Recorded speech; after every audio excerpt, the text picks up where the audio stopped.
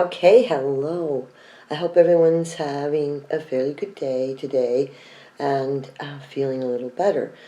What we're going to talk today about is we're going to talk about the 3 phases that a narcissistic psychopath will go through in a relationship. Pretty much the thing I really want to say is the horrible thing about this is you most likely won't know you're in a narcissistic or a psychopath relationship until you went through the 3 phases.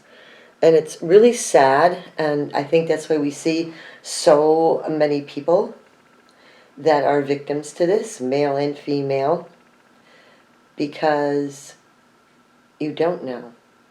Until the first, second, and third phase happens, then you start getting a little, something's not right here.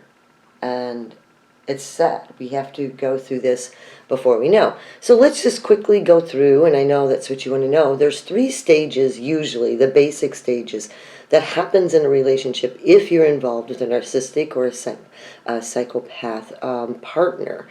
And I'll just use my cheat notes here and we'll get started. The 3 stages are 1, over-evaluation. Then 2 stage is devaluation, and then the 3rd is discard. So those are the 3. Now, everybody out there could really easily give me a lot of examples. I'm going to give you a few examples, but every relationship's different, every person's different, every narc has a different purpose for what they want to do or what their gain is. So there are going to be a lot of scenarios. I'll give you enough scenarios that you can kind of figure out and fit it in your situation if it is. Now, what is the over-evaluation stage? The over-evaluation stage we call also AKA love bombing. Love bombing is basically you meet this person, they're amazing. I mean, amazing. It's like everything just flows. Everything is like perfect. You do all these things together. You just... you found your prince, you found your princess, you found your soulmate. It's just you're up here. And the problem with that stage is that when you're in that stage, that's where you freeze them. Does that make sense? Like, that's where you freeze them, is that you make your judgment, this is who this person is. So that kind of sticks. So when things start going bad, obviously you start thinking it's your fault or you must be doing something wrong, because this is really who they are. They're the person I first met. Something's going wrong. So how do they do that? Well, obviously it's gifts, texting you every day. It could be a lot of things. It could be wooing you, dinners. Here's another thing too. They do what's called mirroring.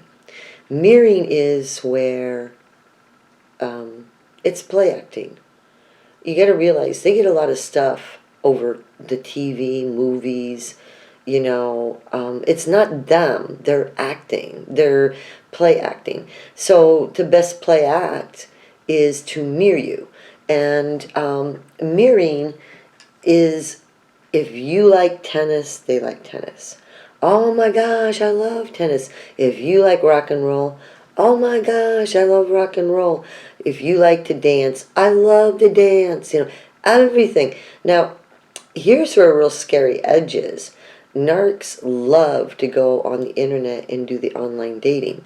Reason is, what do? You put all these lists of likes, dislikes, where you want to go, what you want to do, who you are. They already have you in a package deal with a bow on it. They already know you. They know they already set up what they're going to do, how they're going to woo you, all your likes and dislikes, and everything else. That's a love bombing. Other thing is, too, is you will be a target. Now, this is really, really important, because I know a lot of you out there are feeling really crappy about yourself. Your self-esteem, they've smashed it. They've smashed who you are. They've degraded you. I know you're going through that, but here's something you need to remember.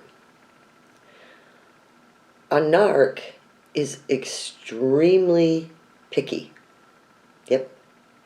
Extremely picky. And they don't target just anybody. You know, they don't target the person like anybody could pick up in a bar.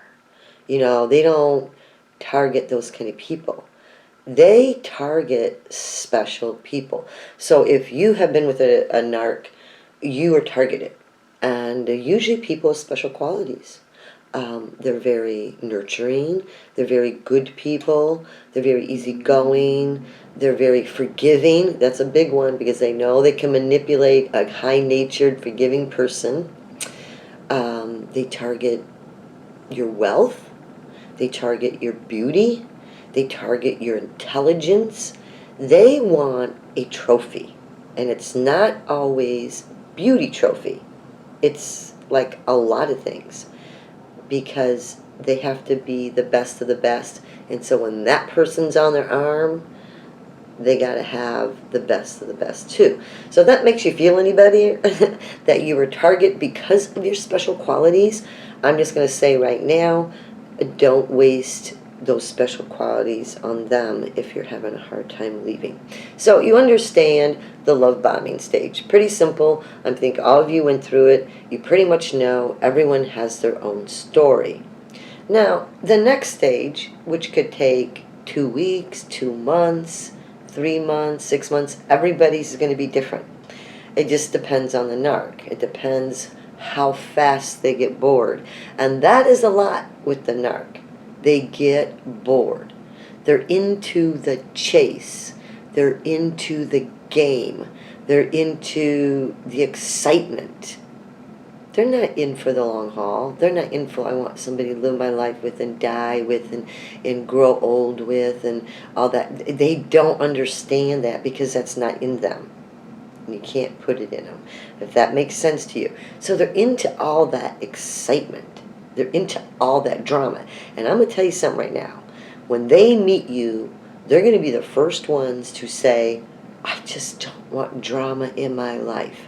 Yet, they're the ones that create all the drama. They love drama.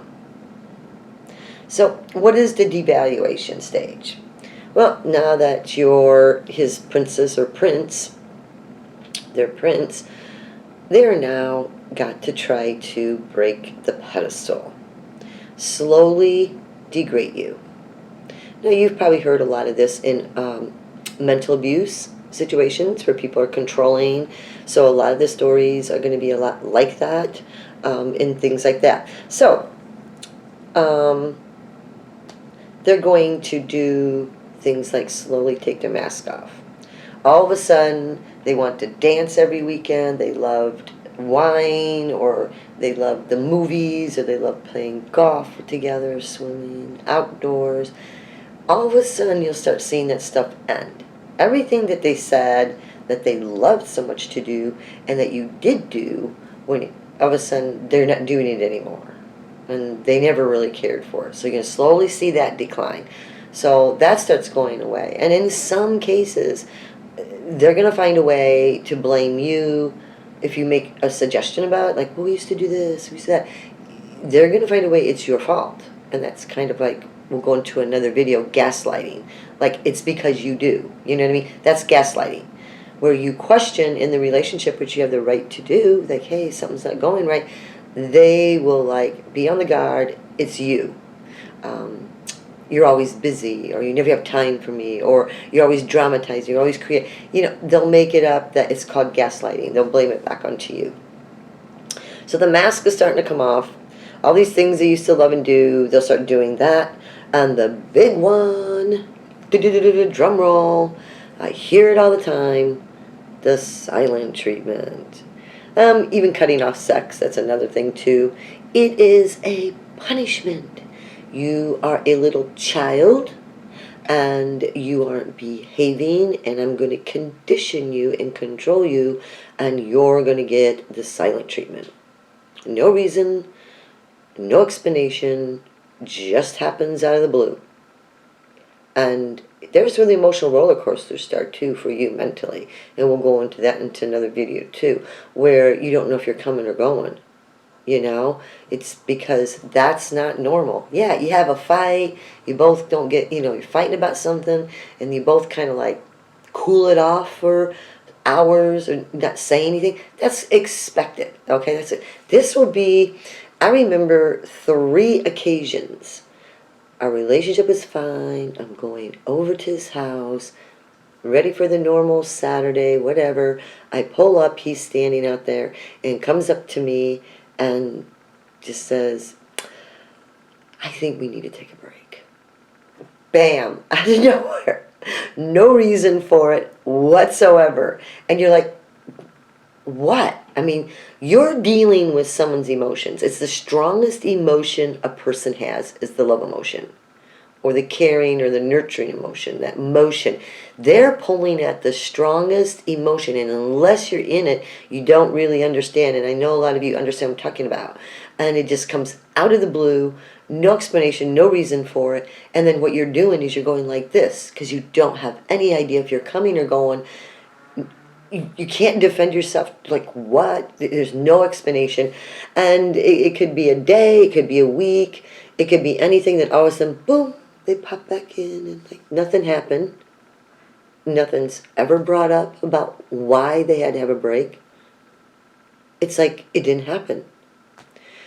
A lot of times it is really, really possible that narcs need an extra supply, and they know they're going to be getting rid of you soon because you're now boring, you're not exciting. He won, she won, I won it, I caught it, so it's like, it's not fun anymore. So they may be getting another supply on the side, and that is probable. I'm not saying they are, but in most cases they are. They have to get rid of you so they can go out on a couple dates or woo somebody, kind of thing. So I'm going to say out there to guys and girls, anytime, this is kind of a rule of thumb, anytime you get the let's do a break, it just ended. It just ended. Either you work out something or we're both moving on.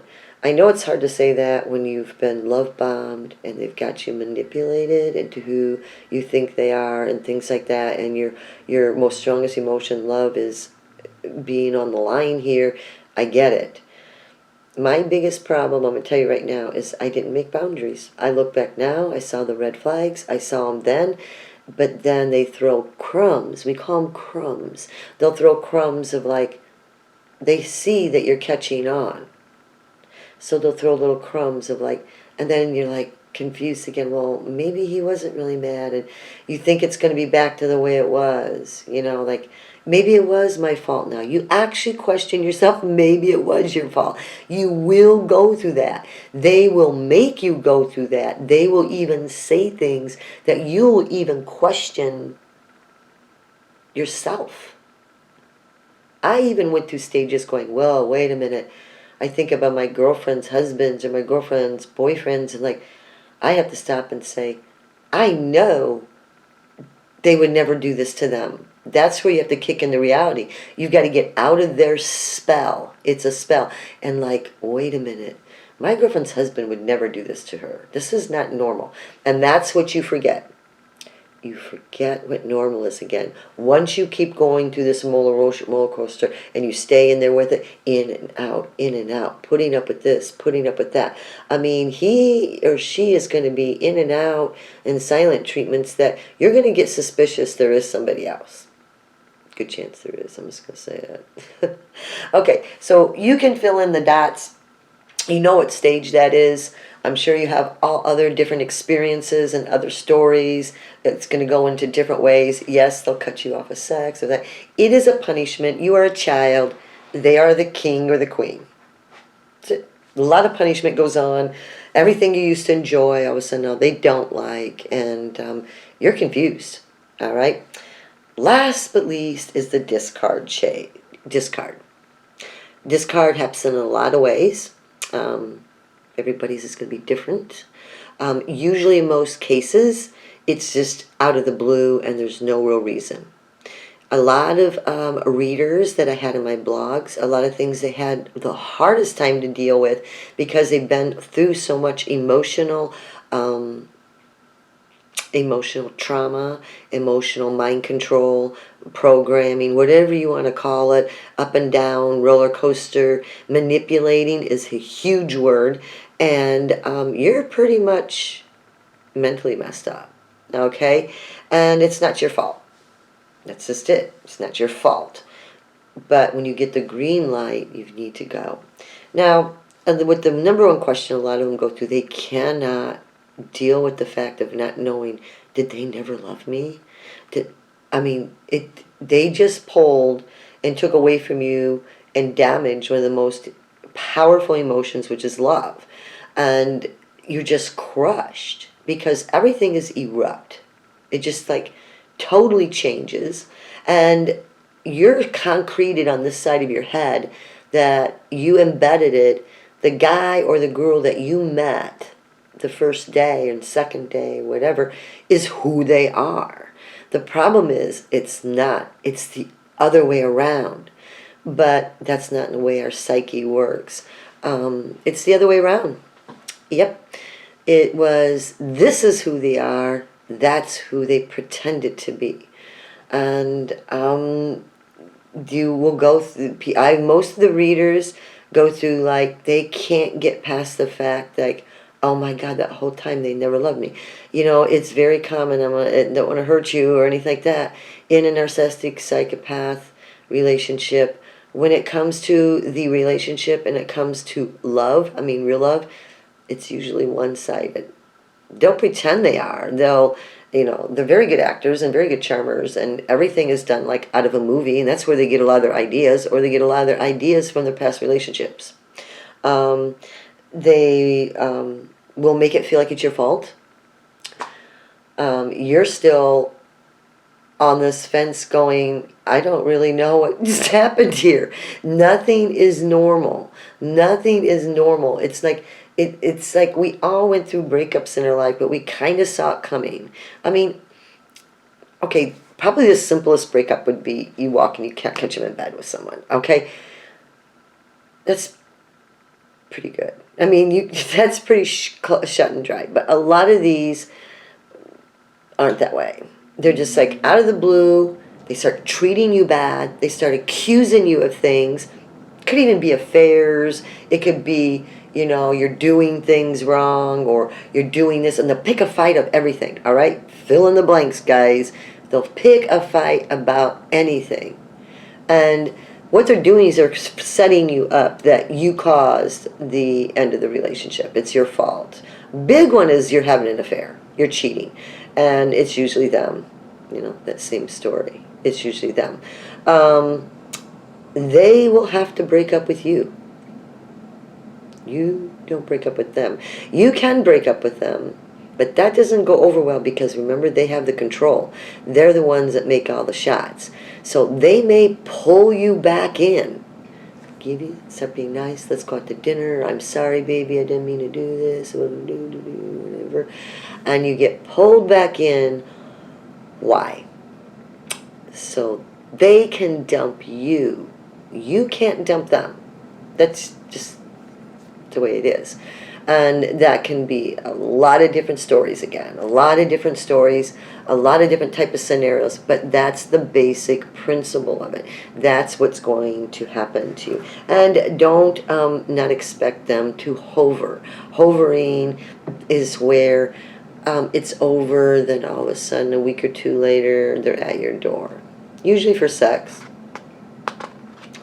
Or baby, you want to come on? I'm sorry, let's go to dinner or whatever. Bring a bottle of wine. I don't care. Flowers. And don't go for it. That's the hardest thing because we're not healed yet. And we want that fantasy back. We want the fantasy of the day of the time we met them. The problem is that's what it was. It was a fantasy, and you've got to come to terms with that. They took their mask off. They allowed you to see their real side.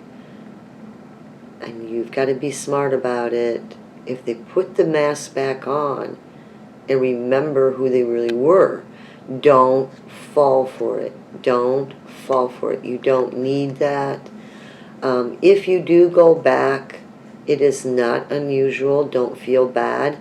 A lot of people need to do it the second time around to just prove to themselves that they gave it all, or confirm what they're feeling is true. That is possible, but I'm going to tell you something. We'll go into another video. Is when you do, if you do go back, second round, third round, it happens until you finally get it, and it's basically you're convincing yourself you're right. What I see here, I'm right. That's basically what it is they will make it worse. Your discard, remember this, your discard will be worse every time you go back. You got to look at it this way. They're testing you. They're testing you. They're testing you to see how much you will put up with, and how many times that you'll put up with silent treatments. How many times will these temporary breakups that they just come up with something so they can go see somebody else. They're testing you how far they can manipulate you. And if you come back, you know what they're doing? They're laughing in their heads going, you are so stupid. So what they'll do is take it to the next level of control, manipulating, using you, whatever, good days and bad. That's why it makes you confused. And then, bam, the discard, and it will be worse. And you get over it. He brings you, nibbles you back in, little crumbs, a dinner or something, nice words, whatever. Now you're back into it. He's like, now I can take it to the next level. She puts up with a lot of stuff, or he puts up with a lot of crap. And it goes higher and higher. You could be their side person with other relationships that you never know, and affairs for years, and if you keep doing it. Because they're going to get their cake and eat it too. So those are the 3 stages, like you can understand now. Unfortunately, we have to go through the pain. We have to go through all the emotional trauma. We're going to have to go through all those issues, those 3 stages, before you know you're in one. Are there some signs? I'm just going to give you this to wrap this up, put a little bow on it, right? You know, I'm going to do this to you a little bit. If you meet somebody and they're way too nice. I'm not talking a nice person, okay? I'm not talking a nice person and just a gentleman or a nice lady or whatever. I'm talking way over the top, right away, just calling you all the time, loving you, that they want to marry you within a week to 2 weeks, whatever. Even a month is too soon. Just way too much. And the other thing is asking too many questions. If this person is asking way too many questions, the first or second or even third date, very personal things, okay? That's what I mean. Don't. Be careful. This is the lesson. If you go out dating again, that is the #1 red flag, that you won't get stuck and have to go through those stages. You may catch it right at the beginning, because what they're doing is they're absorbing all your little secrets, all your little flaws, who you are, and they will be used against you when the discard comes. Yes, they will. Every little that they act so sweet about and caring. I understand how you feel. Oh, you poor thing, you had to go through that. Oh, you know, okay, it's all right, everybody does that. No, that's not what's happening. They're collecting data, and it will come up against you at the end. So that's your red flag. If you start dating again, you know you saw it at the beginning, way too much, way too up here, way too much at one time. You know where the limit is. Watch for that. It's a red flag. All right, you guys, we'll make some more videos. We're going to ask you to put questions down there. Questions help us make new videos. I do have a list more coming because we did run a blog that went globally and we had a lot of different scenarios, and we're going to keep making the videos. We do have the intro video is always an idea to watch. You don't have to, but if you go onto my channel, it's called the Narcissistic Psychopath in a Relationship intro, which will describe a little bit to you what a narcissistic is and what a psychopath is, and maybe a little bit of the difference. So you can go review that. It's always good as we get into this. You don't have to. Hit the subscribe button down there. That way your videos will come to you. You do have to register, log in on YouTube to hit the subscribe button. That way these videos will come to you when we get new ones, and we're going to plan on doing a lot of them. We're going to keep building up with more questions. Please leave the questions so that we can build more answers for you, and we'll even help each other answer them in the group, because we're going to be in this together. Okay, enjoy your evening. Be good to yourself. Do something nice, even for 5 minutes. Be nice to yourself. You're a good person. Good night.